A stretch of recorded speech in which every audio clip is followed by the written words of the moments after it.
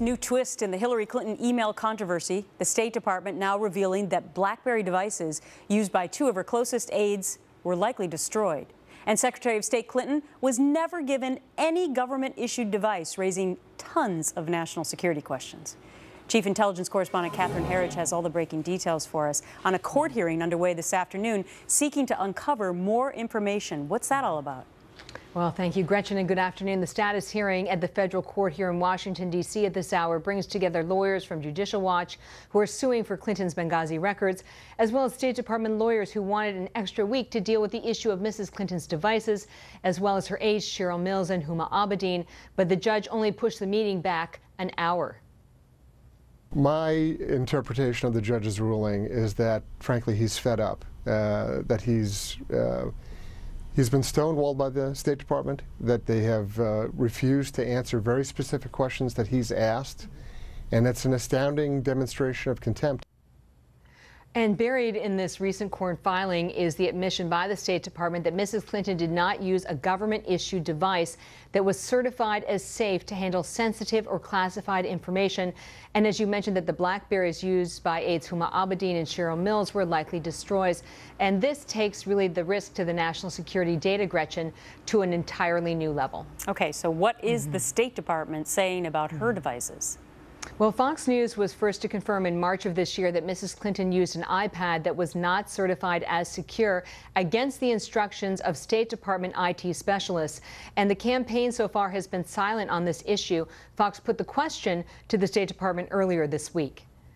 Have all of Secretary Clinton's and her associates' devices that were tied to the email server been certified as secured by the State Department? I'm not aware of any such certification on that, and I would refer you to former Secretary Clinton and her staff.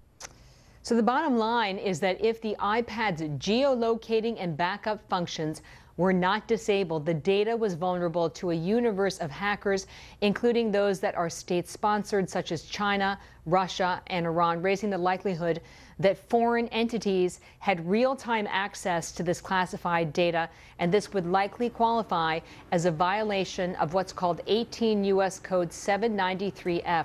This is the gross negligence in the handling of national security data. And as a final point, on that U.S. code, it does not have to be classified information, simply more broadly anything to do with the nation's security. So the Clinton campaign's explanation that none of this was marked classified won't even pass the threshold with this statute. John Schindler is a security consultant, former counterintelligence officer for the National Security Agency, and my guest. John, great to have you on the program. Let's get through some basic questions about these devices, because it's being reported now that Hillary Clinton was never issued a State Department BlackBerry or any other kind of device. So, can you actually even get classified information on an iPhone or a BlackBerry, or does it go somewhere else? Hi, Gretchen. Great to be here. There are mobile secure options for very senior U.S. policymakers that are available. The president has them, top officials have them. The Secretary of State is always one of the top 4 officials in the U.S. government. It has become clear that Hillary Clinton actively did not want those. She did not accept a government-issued BlackBerry, a government-issued iPad, which are standard. She was using her own, which indicates to me there was intent at the beginning to go around federal laws and policies on information security. Okay. It certainly looks like intent to me. Okay, so aside from just the device that she had, the fact that she had this server, correct. You believe that she knowingly went into that, you know, that the clearances that she may have had or not were intentional. Right. I mean, it seems pretty obvious that the Hillary Clinton came into office with the intent of avoiding federal records laws at a minimum, not creating federal records that could be gotten through the Freedom of Information Act by not using her state.gov unclassified email. She used her own private email and server. And of course, that inevitably brings you into conflict with classification rules and laws because you cannot put any classified information on them. And frankly, a huge amount of the Secretary of State's job is inherently at least somewhat classified. Yeah, no doubt. So this was a problem from day one of her being in office, frankly. Okay, so let's talk about the Colorado company that she used since 2013, after she had become Secretary of State. Okay, now let's say that she had received classified information before that time, before that contract. Would that company still have the backup information once they take over her entire server? You know, so could they have seen this classified information? Yes. Yes, and this is actually the most interesting part of the whole saga. The Colorado company did not have any security clearances whatsoever.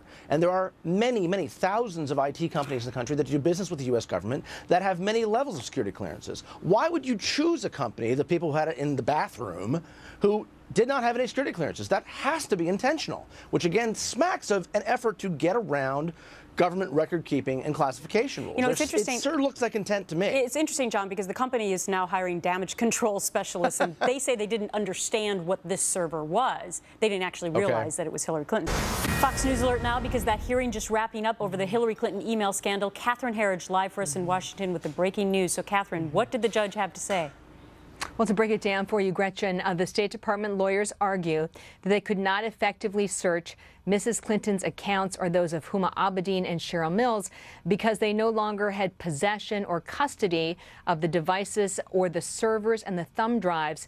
They had the possession given to the FBI, but this was not an argument that was accepted by the judge, effectively saying that they have to meet the FBI and the State Department so that they can fully understand how many of the records still exist on the server and the thumb drives to cooperate, if you will, with these Freedom of Information Act requests. I understand that you also believe that the Noose may be tightening around a gentleman named Patrick Kennedy, who was in charge of maybe handing out these devices or signing off on this whole system?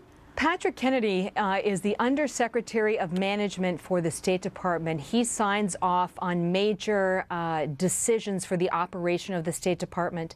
We've been looking at Benghazi for nearly 3 years. He was the one who signed off on the use of the consulate in Benghazi. That's the kind of role he has. And my understanding is that he, too, had to sign off on paper or at least tacitly agree to the use of the State Department server. And we're now investigating whether there were internal complaints at the State Department to their Inspector General, to their watchdog, about the use of this server, and Patrick Kennedy may have attempted to block or thwart those complaints about the Clinton operation. In the meantime, Hillary Clinton's campaign now firing back amid growing fallout from the email controversy. This after a federal judge says Clinton did violate government policy by using a private server as Secretary of State. And reports now that dozens of those emails on her server were classified from the very beginning, disputing what she has repeatedly said. Chief Intelligence Correspondent Catherine Herridge is live in Washington with more on this today. Catherine, what's new today? Well, thank you, Gretchen. This email suggests more classified material does exist on Mrs. Clinton's server. That particular email was sent in November 2009 by Clinton aide Huma Abedin, and it contains classified information based on a conversation with a British government official. That email was forwarded by Abedin to Mrs. Clinton's private account, but all the contents now bear the B1 code, which means classified information. That's because information from a foreign government is always considered classified from the time it's received, because it's not owned by the U.S. government and it's not U.S. government property to declassify or share with another intelligence service. As you mentioned today, Clinton's team posted a new video to rebut the email fallout. One of the emails that the Inspector General has flagged as potentially containing classified information at the time it was sent is actually one that, if you look at it, is specifically marked unclassified. You can go to the State Department website to this day, look it up, and print it out because it remains unclassified. Fallon is referring to that Fox News report earlier this week and one of 2 emails sent by Clinton aides that triggered the FBI investigation. What Fallon fails to mention in that YouTube video is that the Inspector General for the intelligence community, that's the intelligence community's independent watchdog, found that that email was wrongly marked unclassified, and it was classified at the time it was sent. And if I could just emphasize to people, that video was also misleading because the unclassified marking it showed was what was placed on that email when it was sent by the State Department to Capitol Hill. So they clearly don't even understand what the markings are supposed to look like, Gretchen. Very, very interesting. Okay, so is there evidence of more damage in your mind? There is evidence of what the intelligence community calls spillage, and that's how far the classified goes once it's outside a secure network. Listen to this exclusive interview from Greta last night with the crisis management team for the Denver company that was holding the server. We don't look at the data, we manage it and protect it based on what our clients want, and that's what we did here. The idea of managing data is a complicated one, but this one was very simple. This was to secure the server, make sure that the data in the server was secured at every turn. And we did that. And it was a very simple process. Well, there are two problems right there, because when it comes to classified information, the chain of custody matters, and everyone in that chain should have a high security clearance to be handling classified information. So it doesn't matter whether you looked inside, it just matters whether you are the custodian of that information. And also in that interview, the spokesman for Platte River confirmed that it was held by a separate data site, we believe, in New Jersey. So then the question becomes, did that site in New Jersey also have the proper clearances to hold that data? And there's been no evidence presented by the campaign that anyone in these chains had the necessary clearance to hold that kind of classified information. Story gets more complicated and convoluted. It does. Hillary Clinton is fighting back, trying to put out the flames of a scandal. In a new video, her team is calling it all Republican lies. Well, the pressure is obviously growing on the Clinton presidential campaign, because just yesterday, a judge ordered the State Department to work with the FBI to find out if any of her emails on her private secret server can be recovered. The judge blamed Hillary Clinton herself for the situation, saying, quote, "We wouldn't be here today if this employee had followed government policy," end quote. As Fox News has been reporting, investigators are now reviewing more than 300 emails that passed through Clinton's private server to see if they possibly contained classified information. Her team says the email investigation has nothing to do with Clinton herself. Instead, her aides say it's about government red tape and bickering between federal agencies over what should and should not be marked classified. So when this first all happened, Greg, and I heard Hillary Clinton talking in absolutes, saying, I never sent any, I didn't have any, I would never, I had never, I thought, oh, that is not a good thing to say. I did not send classified material, and I did not receive any material that was marked or designated classified. That's exactly what her husband did with Monica Lewinsky. The server is the intern, the email is the dress. She commingled her personal stuff and her office stuff, okay? Her office stuff happened to be some of the most sensitive office email in history. But she commingled it with her personal stuff and decided, I know best. I'm a Clinton. I'm going to have this in my house in Chappaqua, and I'm going to have this on a device that I own, and the government can't have it, can't look at it. She made that decision. Now, I think now her people admit she didn't think it through very much.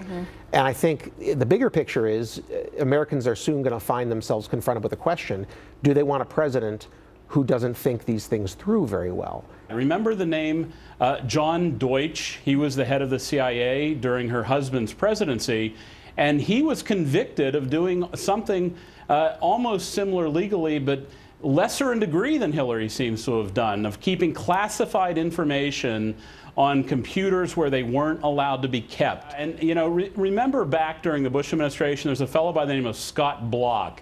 Scott Bloch was the head of Office of Special Counsel who wiped his hard drive. Just like Hillary claims to have done with the server. He went to jail. He went to jail for destruction of information that belonged to the federal government. So you've got Scott Bloch, you've got General Petraeus, you've got John Deutsch. How many more Hippocratic examples can this Justice Department have of not prosecuting, during the Obama administration, someone who appears to have committed a crime? By the way, you may have seen that I recently launched a Snapchat account. I love it. I love it. Those messages disappear all by themselves. Her campaign reminds me of an English poet from the 1700s. Done.